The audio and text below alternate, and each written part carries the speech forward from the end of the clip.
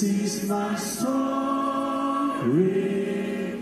This is my story. President Yoweri Museveni yabashendekerezi bw'omukazi we Mama Janet Kataha Museveni omukushaba ko kwijika abajuriza baferire dini aharubajo rw'abakristaayo aharuna mugongo muri district ya Wakiso.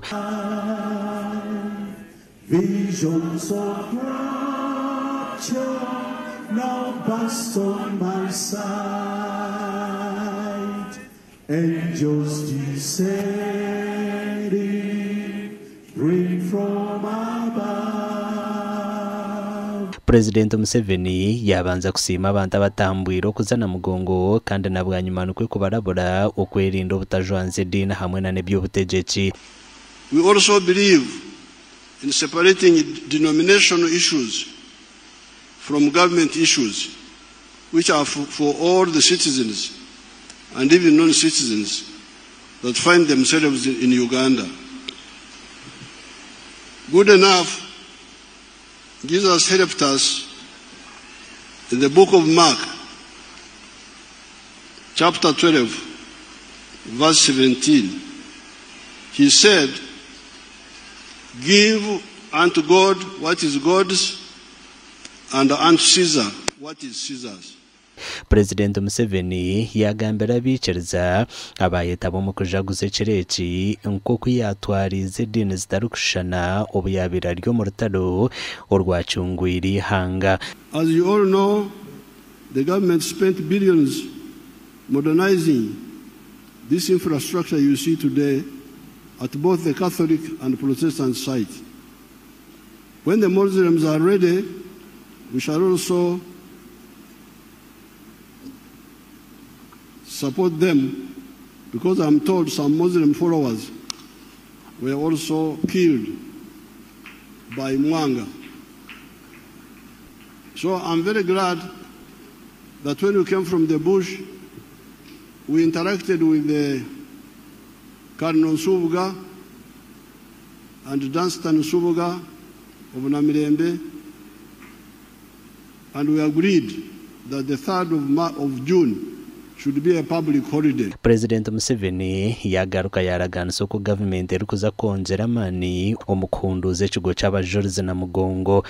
So I'm very glad when I come and see so many of our people walking and participating and remembering those young people 140 years ago who rejected the narrow-mindedness of Mwanga. Obureberezi bwo muri Northern Uganda aharimo obureberezi bwa Rango, Acholi, Madi, West Nile, Kitgum hamwe na Nebi nubo bakurre mikoro yerizuba aharubaje rw'abakristaayo kandi Archbishop w'ekanisa ya Uganda wahumwire Henry Lukolombi niwe yaba ariyo muburuzi mukuru. No bujja nzenzeka. It is either me or never. Nzenzeka ngomeno kusinza. Now it is the Jesus whom the martyrs chose. Yesu abajulizi bano gwe ba salawo. It's for Jesus' sake they died. Baafirira Yesu. What are you choosing? Olonze wani. Who are you choosing? Ani golonzewo. Are you choosing the God who answers by fire, the God of Elijah? Olonzewo Katonda wa Eliya. Do you realize that even the fire of Kabaka Mwanga in the witch doctors could not deter the martyrs? Omanyi nti n'omuliro gwe baayokebwa tegwayinza kubaziyiza kukkiriza Yesu. Omubigambo bye Archbishop w'ekanisa ya Uganda the Most Reverend Dr. Stephen Samuel Kazimba Mugalu yasima President Museveni ahabwa obushagiki bwo kuhunduza na mugongo kandi yashaba abanya-Uganda okwerinda entaro z'ebyobutegetsi.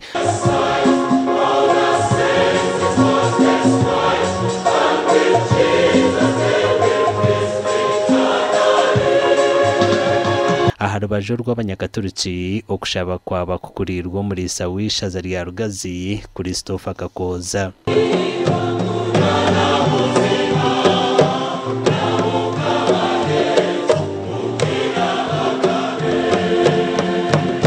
Bishop Kakoza yagamba harina mugongo nko mwanya gw'omutano kandi yashoborana n'amakuru go kuramaga.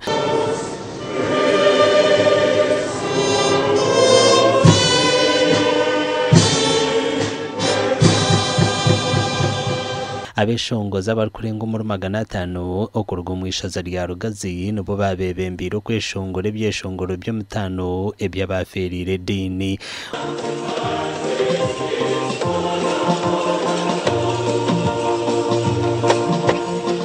And as we leave for our respective homes, let us continue to pray to God and ask the Uganda Martyrs to intercede for us so that after such a great day and a reflection, that we be agents of justice and peace wherever we go. Umukorogo gwahikwaho abebembezi bataro bamwe na bamwe na nabandi bantu binji bebitinisa abarumo muhwezi wa speaker w'ishengero ry'ihanga Thomas Tayebwa, Minister Norbert Mao, Minister Nabakoba hamwe na nabandi banyabyobutegetsi na nabanyadini abaramaje ku rw'amahanga gaheru agarumu Malawi, Mozambique n'ahandi nabo bayirundanira haruna mugongo.